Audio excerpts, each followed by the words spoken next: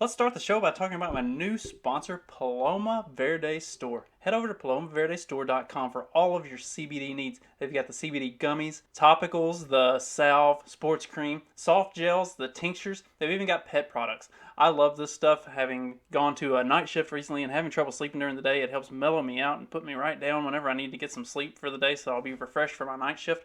And Carlos and his wife Vanessa are awesome people, so I highly recommend go over and check out palomaverdestore.com for all of your CBD needs. And when you get there, if you enter in the promo code FACTS, you get 25% off anything in the store. Plus, if you sign up for the email, you get an additional 10% off. So that's potentially 35% off on your first order. And all orders over $75 are free shipping. So go over to palomaverdestore.com and check it out. This episode will be completely taken out of context. Welcome to the Fact Check This podcast.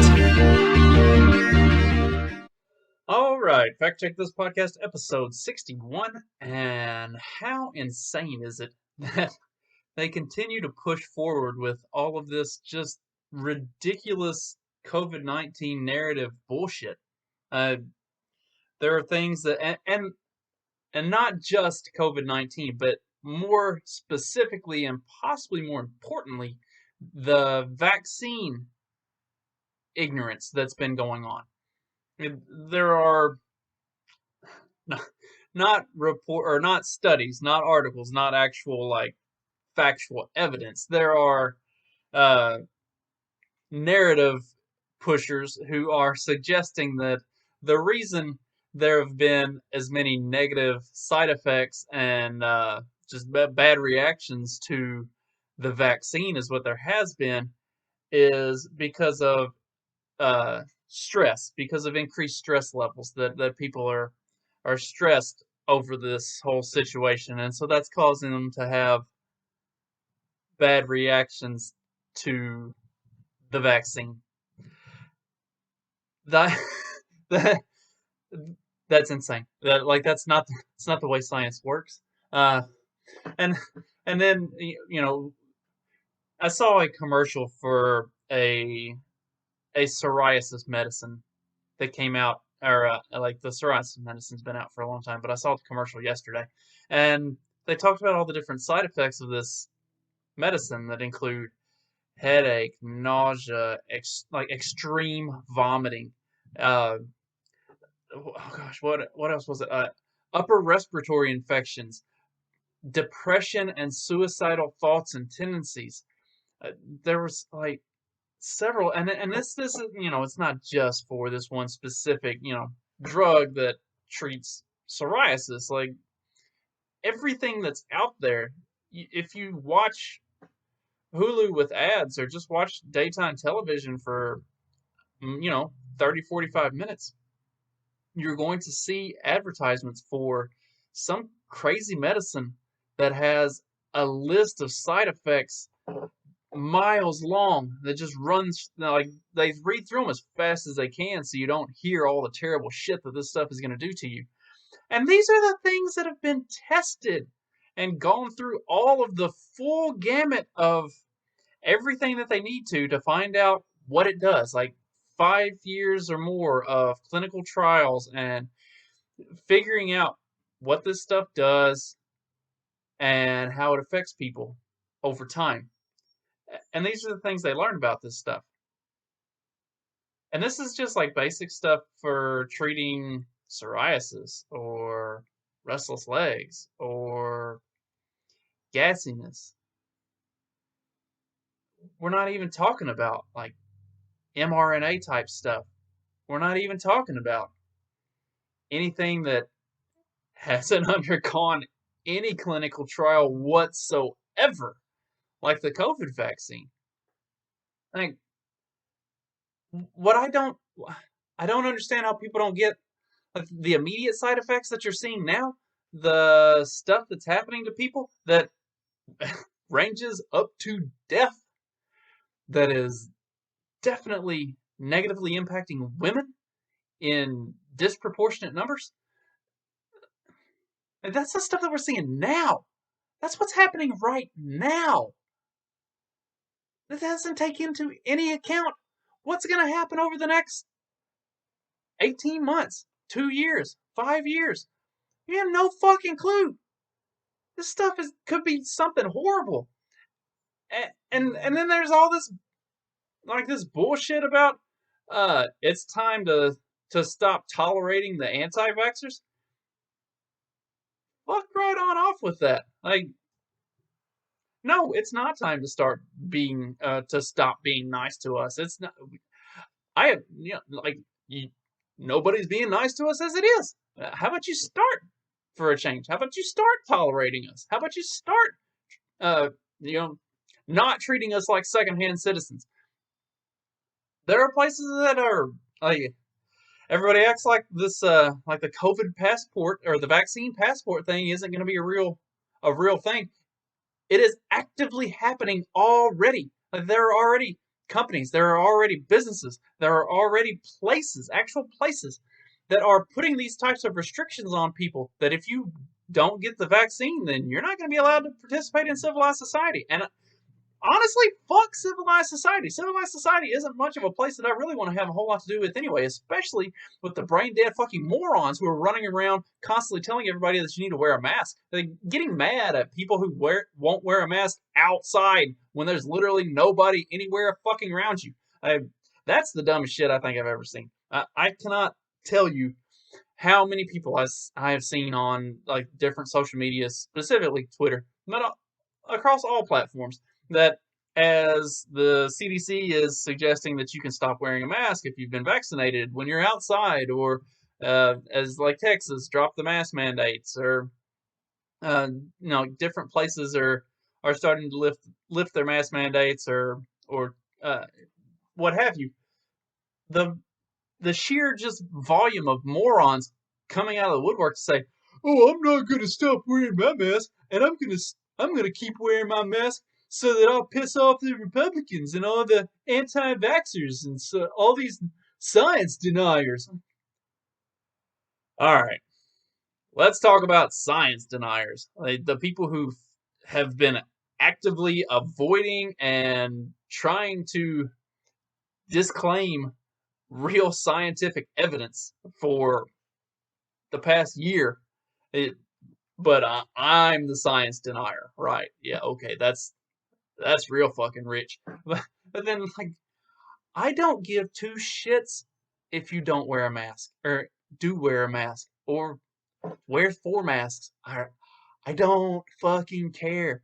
And honestly, nobody who's not wearing a mask gives a single solitary shit whether or not you wear a mask.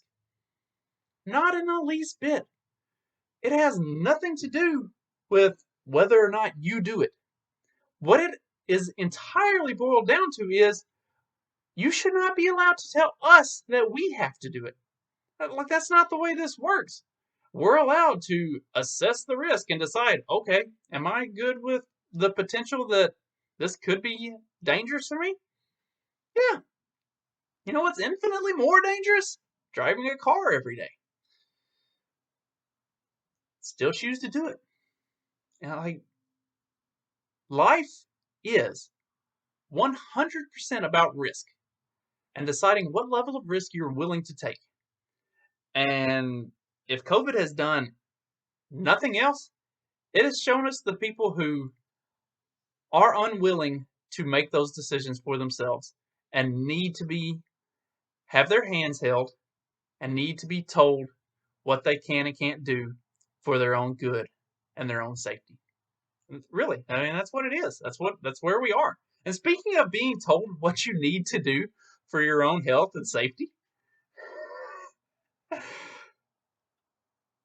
if y'all thought that the author of the 94 crime bill and Kamala the cop were not going to expand the police state exponentially, you are fucking stupid. Like, menthol cigarettes. Could they have picked a way to go after the black community more directly? It's like you the big outcry of Black Lives Matter and the woke left is the extreme racism of the system, like systematic racism. And you fought to put in office the biggest proponents of systematic racism possibly fucking ever. Like that is these two's calling card. That is what they have built their entire political careers on, is being abso-fucking-lutely horrible, specifically to black people. And what did you fucking expect? What did you expect? And it's not gonna fix anything. Prohibition has been continually proven to just expound matters, or expound the problem and make matters worse. And what makes menthol cigarettes a fucking problem anyway? That's the dumbest shit I think I've ever heard. This accomplishes nothing other than to expand the police state and give cops more reason to have more interactions with more black people for no fucking reason whatsoever. Uh, George Floyd and everything we've seen over the past few weeks and months, it's only going to get worse. It only gets worse from here, specifically because of this bullshit. Like this is what you voted for. Like if you didn't think that this is what was going to happen, what the fuck did you think was going to happen? Like, did you seriously just ignore their entire records, like everything they've done in their entire political careers, because it is all focused specifically and directly on this shit right here. Like this shit right here is what they have built their entire political careers on. What the fuck did you think was going to happen? That's insane, and it's infuriating. Like, I don't even know what. Oh my god. It only makes things worse. That's it. It only gets worse from here, in every fucking way possible. Do you seriously want criminal justice reform? Maybe stop voting for Democrats who do nothing but make the police state worse. I, I mean, don't vote for fucking Republicans either. They're no better. Libertarians at least want to do something the right way. I mean, I don't know. I don't know. I don't know how to. I'm hitting a point of dumbfounded, just completely fucking dumbfounded. But while we're on the topic of things that you really should have expected from a Biden presidency, and this is going to be like a short ending portion, but Biden talks about in his congressional, or his speech to Congress the other night. He mentioned that like 55 of the biggest corporations in the United States don't pay any income taxes. No fucking shit. Pretty sure everyone who has any level of sense whatso fucking ever has been saying that for years and years and years. Like, the rich don't pay taxes, corporations don't pay taxes. Like, the people that you want to tax, they're not going to pay it. And what they are going to pay in taxes, they're going to extract from their customers and from their employees. Like, they're not actually going to pay anything out of pocket that's going to hurt them in any way. Like, that's not the way this game works. That's not the way it's played. But the answer that Biden had for solving the problem of giant corporations who don't pay any taxes is to tax them more, because that's going to work. Because so it's the same concept as gun control, right? Like, what are any new gun control laws going to do when there are already an undisclosed number of gun control laws on the books? I've talked about that in a previous episode. Is like there's anywhere from 2,000 to 30,000. I can't remember what the exact numbers are. It's something stupid. And nobody knows because there are so many that there's not an accurate accounting of all of them. So if the ones that are already in place don't work, what are any other ones going to ever accomplish? Not a fucking thing. Exactly. Okay, so if all of the taxes that you already have in place for these big corporations and everything, because I mean, this has been a sticking point of Democrats for as long as I can fucking remember, is that we need to tax the rich more. Well, if all of the taxes that are already in place aren't accomplishing anything, then what are more going to do? If they already pay zero and you add more taxes to them, then they're still going to continue to pay zero. And zero times anything still equals zero. You're not getting, you're not going any direction at all. Right? Right. Okay. Glad we're all in agreement on that. But here's the real kicker. This is the real thing that I wanted to focus on. This is what I wanted to say about Biden's tax increases and the fact that all these giant corporations don't pay any taxes. So there was an article that went through, and I think it was USA Today, that went through like the companies, the top 10 companies that don't pay any taxes. And one of those top 10 companies was Nucor. You may not know who Nucor is. Let me tell you. Nucor is a pharmaceuticals company, I think. It doesn't matter what the fuck they do. That's not the important part. The important part is that sitting very firmly in a position of power on their board of directors is the good General Lloyd Austin.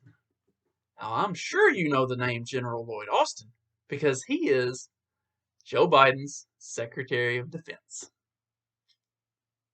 I'm pretty sure I've talked about this before. Like Captain Warhawk, who also has huge holdings in Raytheon, a massive defense contractor who has been pushing for expanding the defense contracts that the government puts out because we need to ramp up production of on defense spending to keep up with China, and we need to stay in these endless wars overseas. Another company that he's on a board for, Nucor, doesn't pay any fucking taxes. Like, Austin may be the most corrupt motherfucker in the government, and that's saying a lot. I mean, that's saying a whole lot. It is very possible that he is at the top of the list, or within the top 5 anyway. Right? It's fucking insane. How is there no public outrage? How is there no cry for him to be run out on a rail at this point? Like, does just nobody know what the fuck's going on with this dude? It did not take me any level of research whatsoever to find out all of this stuff about him. Like, why are news media's not, or why are no news stations or any type of media talking about the fact that Raytheon, Nucor, Austin, all of the connection, all of the fucking millions of dollars that he makes off of all of this stuff, and he sits in a cabinet position, a position of power and influence that directly involves all of this stuff. This thing needs to be stripped down to the fucking gears and just done away with. Like, the whole system is broken and corrupt and terrible. And Lloyd Austin and Joe Biden are prime examples of everything that is wrong with it. And you don't fix that. You don't fix it. There is no, course correction. There is no voting the right people in. It has to be completely fucking destroyed, all the way, taken all the way down to the fucking ground. It needs to be razed. And not replaced. Just fucking forgotten and moved on from. This experiment is over, and it has ended miserably, as all democracies do. We had a good run, about 100 years or so out of it, and then it went downhill. And that's the problem with democracy, is once it starts to go downhill, it goes fucking fast. Time to pitch this shit, and we all get on with our life. And all those scared pussies that I talked about in the first half, who need the government to tell them what they can do and what level of risk they're allowed to take. Woo! Life's about to get tough for you cocksuckers. Have fun. I'm gonna have a lot of fun. That'll do it for today's episode. I intend to be back on Wednesday with Elena for Liberty to talk about the Derek Chauvin trial and verdict and everything. That's the plan anyway. And if the plan changes, then you'll just see me. And I apologize because I'm definitely not that good to look at. But it is what it is. You know what you were getting into with this. Everybody have a good one.